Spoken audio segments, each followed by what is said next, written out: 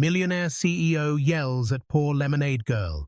Seconds later, he buys every cup after learning the truth. The city awoke to the restless hum of cars, buses, and hurried footsteps, the tall skyscrapers shimmering under the early rays of the sun, as though they too were preparing for another day of endless labor. Daniel Carter, a man whose name carried weight in every boardroom and whose presence commanded silence in every meeting, stepped out of his sleek black car, his expensive watch glinting as he adjusted his cufflinks. His shoes struck the pavement with a crisp authority, each step timed and measured, echoing his obsession with precision and order. The towering glass building ahead of him stood like a symbol of his success, his empire, his kingdom of numbers and rules. To Daniel, the morning rush wasn't chaos. It was structure, discipline, a rhythm he believed only the strong could keep up with. But just as he approached the gleaming entrance, something small and unexpected interrupted his stride, something that did not belong in the polished world he had built for himself. To his left, tucked beside the grand steps of the office tower, was a fragile wooden stand. A crooked sign leaned against it, handwritten in uneven letters. Lemonade, 50C, a cup. Behind the stand stood a little girl, Sophie, no more than 10. Her thin figure dwarfed by the tall glass towers surrounding her.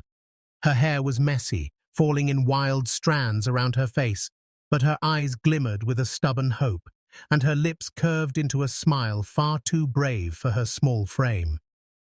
On the table before her sat a plastic pitcher, half filled with pale yellow lemonade, and a few neatly stacked paper cups, their rims slightly bent.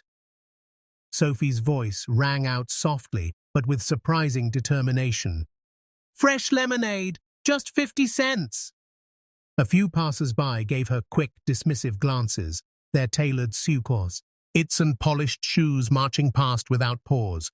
Some pretended not to hear, others smirked faintly, but none stopped. Yet Sophie didn't falter. She adjusted her pitcher, straightened her cups, and raised her voice again, though it cracked with effort. "Fresh lemonade, cold and sweet." Daniel's sharp eyes caught sight of her persistence, and an unwelcome irritation pricked at him. He frowned, his stride slowing as he neared the little stand. The girl looked up just then, and when their eyes met, her face lit up as though she had just spotted a savior among strangers. "Good morning, sir. Would you like some lemonade?" she asked, her small voice carrying a melody of innocence and hope. But Daniel didn't smile. He rarely did. His brows furrowed, his jaw tightened, and he felt the sting of annoyance rising in his chest. "This sidewalk is for business," he thought grimly, "not for children playing shop." The warmth of her smile collided with the coldness of his heart, and he found himself scowling at the sight of her crooked table, her messy hair, her relentless optimism. He adjusted his tie sharply, towering above her tiny figure, and muttered under his breath, "This is no place for begging."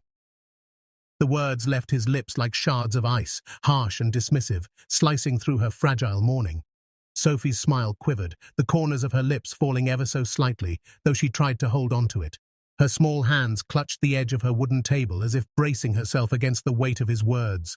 For a moment, her bright eyes dimmed, but she quickly cast them down toward the pitcher, as though searching for courage in the pale, yellow liquid inside. Daniel shook his head, already turning away, muttering something about the city and its foolish tolerance for such distractions. His polished shoes carried him briskly toward the revolving glass doors, determined to erase the nuisance from his mind. Around him, the rhythm of the city resumed undisturbed. Men and women in suits brushed past, their phones glued to their ears, their eyes fixed on schedules and deadlines. No one paid the little girl any attention. No one paused to see her smile fading. But Daniel, despite his effort to ignore her, felt his gaze pulled back for one fleeting second. Over his shoulder, he saw Sophie again, her small figure straightening, her lips pressed into a thin, determined line. With shaky hands, she restacked her paper cups and called out once more, "Fresh lemonade! Please try some!" Her voice was smaller now, swallowed by the roar of traffic, but still brave. Daniel clenched his jaw, forcing himself forward, muttering inwardly, "Not my problem." The polished glass doors opened, and the tall security guard inside nodded respectfully as Daniel stepped in. The lobby glistened with marble floors and buzzing energy, assistants rushing by with files and coffee cups, their greetings polite but hurried. Daniel's reflection in the glass wall looked powerful, untouchable, exactly what he wanted the world to see. Yet somewhere beneath that cold surface, a faint echo lingered, the image of a frail girl on the sidewalk with messy hair and hopeful eyes, clutching her pitcher of lemonade. He tried to bury it under thoughts of profit margins and strategy meetings, but no matter how hard he pushed, her voice, small, innocent, persistent, seemed to whisper at the edge of his mind, trailing him even as the elevator doors slid shut and carried him higher into the fortress of his success. The afternoon sun dipped lower, casting long shadows across the busy street, the once cool morning air replaced by a humid thickness that clung to everything in sight. Daniel stepped out of the revolving doors for a brief moment of air, his mind buzzing with numbers from meetings that had stretched endlessly. The noise of traffic roared around him, and in the middle of it all, he heard that same small voice again, fragile but persistent, thready, hung through the crowd. "Fresh lemonade, please help." Daniel's jaw tightened instantly. He looked across the sidewalk and there she was, Sophie, still standing at her little wooden table, her thin shoulders squared with determination despite the exhaustion on her face. The plastic pitcher before her was half empty now, her paper cups slightly bent from the hours of use, and yet she clung to her purpose as if the world depended on it. She waved shyly at strangers, her smile faltering each time they ignored her, but returning quickly as though she refused to surrender. A group of businessmen in suits walked by, smirking as they passed, one of them muttering a joke under his breath that made the others laugh cruelly. Sophie lowered her gaze for a moment, clutching her hands together nervously, then looked up again with that fragile hope still burning in her eyes. "Lemonade, just 50 cents, please," she tried again, her voice cracking with weariness. The sound of her plea burrowed into Daniel's ears, and his irritation boiled over. He felt the weight of her presence like an eyesore that refused to disappear, a disruption outside the empire he had built on discipline and control. With a sharp intake of breath, he pushed through the crowd, his footsteps heavy, his polished shoes striking the pavement with authority. Sophie looked up at the sudden shadow falling across her stand, her smile brightening when she recognized him, believing perhaps he had come to finally buy a cup. But the expression on Daniel's face froze her hope in place. His brow was furrowed, his lips pressed into a thin line of disapproval, and his voice erupted louder than the noise of the street. "You're blocking my office entrance," he barked, the anger in his tone startling passers-by who turned their heads for a moment. Sophie's body tensed, her small frame shrinking under the weight of his words. "Don't. You have anywhere else to be?" Daniel continued harshly, his voice like a whip in the humid air. The little girl's hands trembled as she reached to steady the table, afraid her small stand might collapse under the sudden storm. Her smile vanished, replaced with wide eyes that shimmered with unshed tears. She tried to open her mouth, but the words stuck in her throat for a painful second, her courage wavering. Finally, in a voice barely above a whisper, she managed, "I'm sorry, sir. I just need to sell a little more." Her words were soft, but each one carried the weight of desperation, fragile and trembling, cutting deeper than she could have imagined. Daniel's cold expression didn't shift, his sharp eyes staring down at her as though she were nothing more than an inconvenience. The crowd moved around them, some glancing quickly, others ignoring the scene entirely, too wrapped up in their own worlds. Sophie's hands shook harder now, clutching the edge of her wooden table until her knuckles turned pale, her tiny shoulders quivering as she fought back the tears threatening to fall. She bit her lip, forcing herself not to cry in front of him, but the pain in her eyes betrayed her silence. For Daniel, the moment lingered uncomfortably, her pleading words echoing louder in his mind than the blaring horns of the traffic. He could see her chest rise and fall unevenly, the weight of his anger pressing down on her fragile body. Yet he stood firm, unwilling to soften, unwilling to bend. Her trembling voice faded into the noise of the city, but the look on her face, the mixture of fear, sadness, and quiet determination, burned itself into the edges of his memory, leaving a trace he tried hard to ignore as he straightened his jacket and prepared to walk away. Daniel straightened his jacket, ready to walk away, but just as he turned, a faint sound reached his ears, soft, raspy, and almost hidden beneath the chaos of the street. It was a cough, weak and persistent, the kind that didn't belong to a healthy child.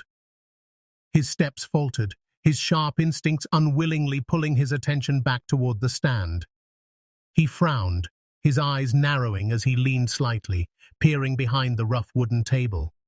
There, half hidden by the shadow of the stand, lay a small boy, no older than 6, curled up on the hard ground. His skin was pale, his cheeks hollow, and his tiny frame shivered despite the heavy blanket wrapped around him. His chest rose and fell unevenly, each breath a struggle, each cough rattling through his fragile body like broken glass. For a moment, Daniel forgot to breathe, the image piercing through his hardened exterior like a blade.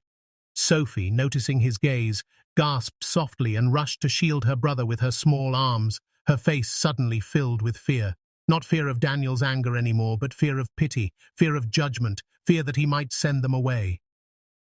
"Please," she whispered, her voice trembling but steady enough to carry her desperation. "I'm just trying to buy medicine for my brother. He's very sick."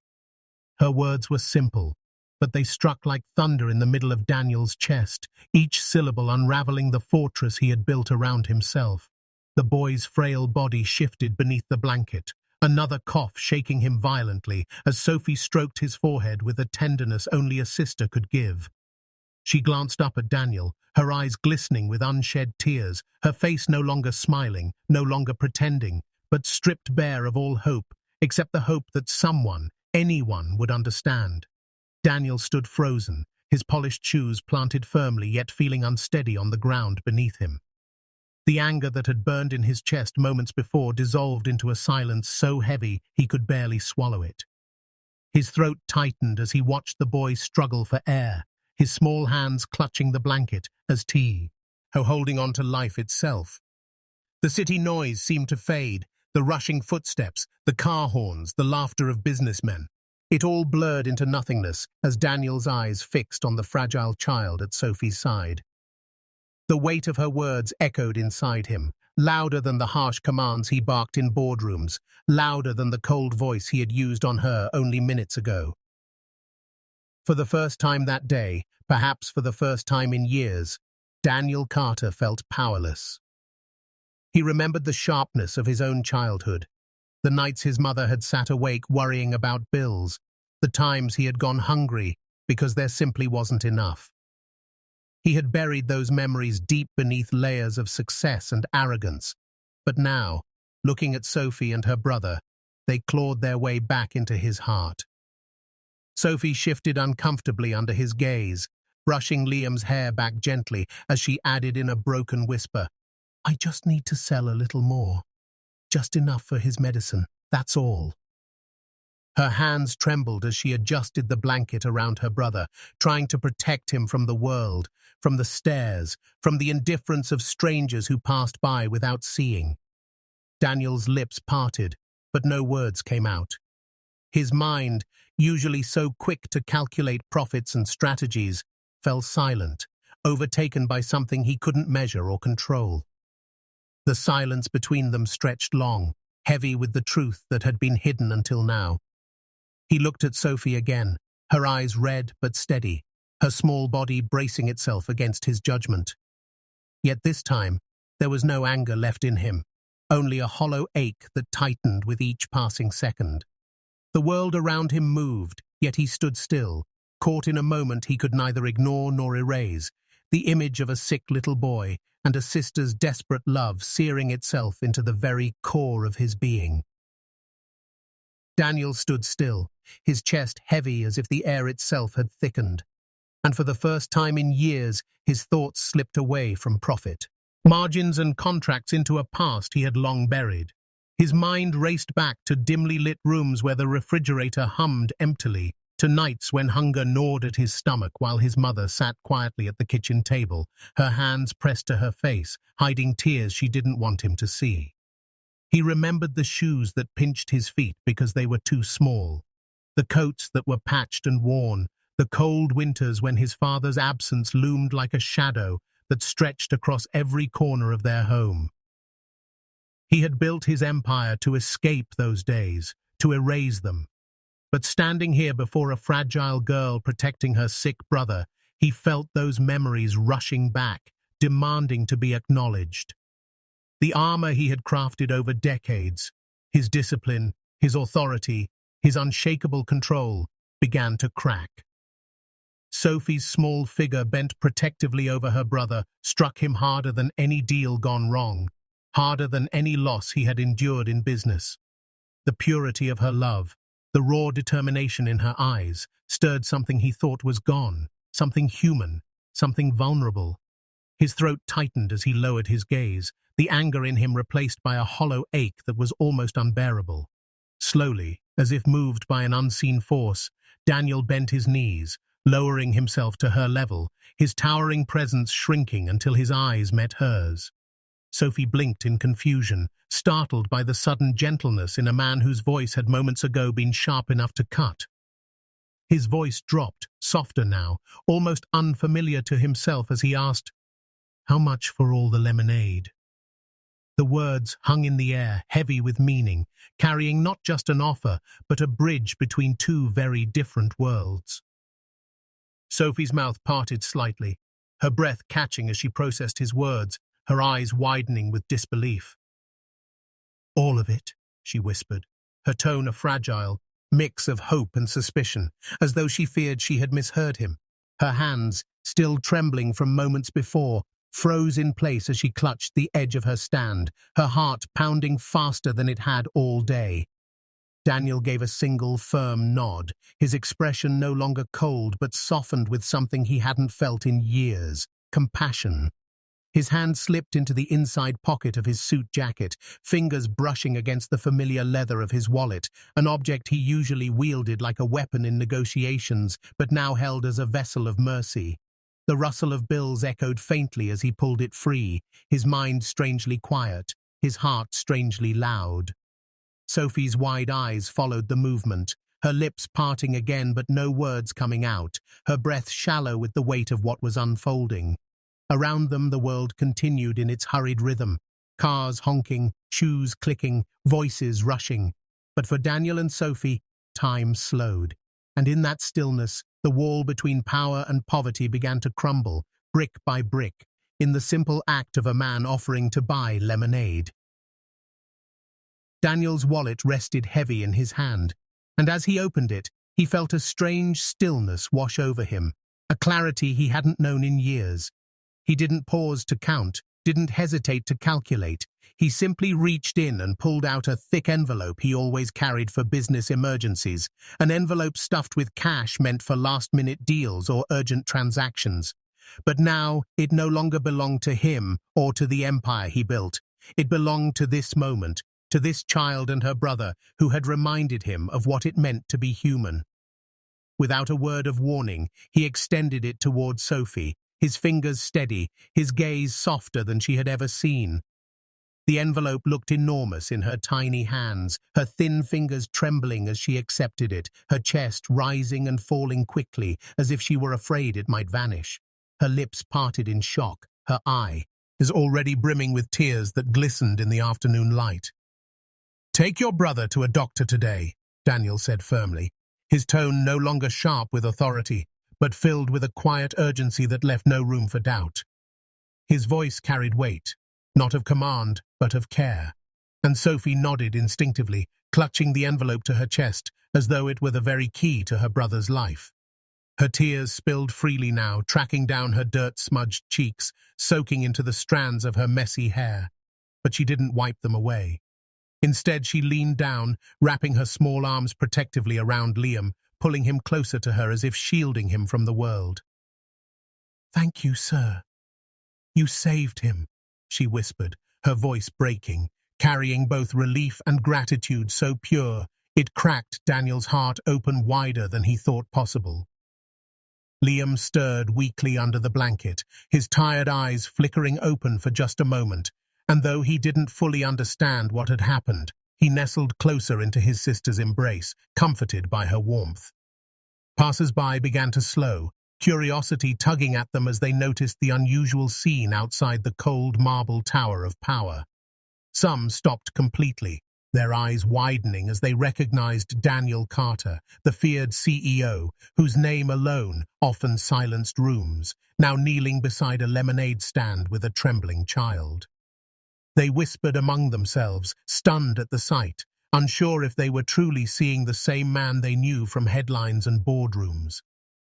Phones were lowered, conversations forgotten, as strangers stood witness to a moment of unexpected grace unfolding in the middle of the city rush. Daniel felt their eyes on him, but for once didn't care, his reputation meaningless compared to the fragile lives before him. Sophie pressed the envelope tighter against her chest, her shoulders shaking with quiet BS. But beneath the tears was a smile, fragile yet real, the kind of smile that blooms only when hope has been restored. Daniel exhaled slowly, his heart heavy but lighter than it had been in years, and for a fleeting moment he realized the power of his wealth was not in what it could buy for him, but in what it could save for others. Weeks slipped by, and the city continued its relentless rhythm of deadlines and deals, yet something within Daniel had shifted in a way that even he struggled to explain. The hardened weight he used to carry into every meeting felt lighter, replaced by a quiet sense of purpose that followed him like a shadow. One morning, as sunlight filtered through the floor-to-ceiling windows of his office, his assistant stepped in, carrying a small, slightly wrinkled envelope addressed in uneven handwriting. Curious, Daniel set aside the thick contracts on his desk and carefully tore the envelope open, his fingers surprisingly unsteady. Inside was not a formal letter, but a folded piece of paper drawn with colored pencils. His breath caught when he opened it. The paper revealed a child's drawing, 3 figures standing side by side, smiling beneath a bright yellow sun. On one side was Sophie, her long hair drawn in playful strokes. On the other was Liam, wrapped in a big blue blanket, and between them stood a tall figure, unmistakably meant to be him, Daniel Carter, sketched with a wide smile he hadn't worn in years. Above their heads, written in uneven letters, were the words, "You're our hero." The simplicity of it cut deeper than any carefully crafted speech ever could. Daniel stared at the drawing, and for the first time in what felt like a lifetime, a genuine smile tugged at his lips, soft and unforced, breaking through the rigid lines of his face. His chest swelled with an emotion he could not suppress, a warmth that rose higher than the pride he ever felt closing million-dollar deals. He leaned back in his leather chair, holding the drawing carefully as though it were made of glass, his eyes tracing every imperfect line, every shaky letter, every bright color chosen by small, hopeful hands. The office around him, with its polished wood and steel, suddenly felt less like a fortress and more like an empty shell until this moment filled it with meaning. He realized then, with a clarity so sharp it nearly stung, that true success had nothing to do with the tower he had built, the money in his accounts, or the fear he inspired in boardrooms. Real success was here, in this fragile paper that carried the gratitude of 2 children who had nothing, yet gave him everything. That day marked a turning point he didn't announce to the world, but carried quietly in his actions. He began funding a program under the radar, one designed not for publicity but for change, providing food, medical care, and education for children like Sophie and Liam, who were caught in battles far bigger than their tiny shoulders should bear. He never attached his name, never demanded recognition, because it wasn't about him anymore. It was about them. In the weeks that followed, his staff noticed subtle changes. The sharpness in his tone softened, his gaze less intimidating, and occasionally, on rare mornings, a faint smile graced his face, as if he carried a secret no one else could see. Yet Daniel knew exactly what it was. It was the memory of a little girl with messy hair and unshakable courage, and a fragile boy wrapped in a blanket, and the way their love had reached into his chest and rewoven the threads of his heart. And so, the man who once barked harsh words at a child selling lemonade came to understand that kindness was the only true wealth worth carrying. His life, once measured by numbers, was now measured by the quiet difference he could make. And in that transformation lay a victory greater than any he had ever achieved.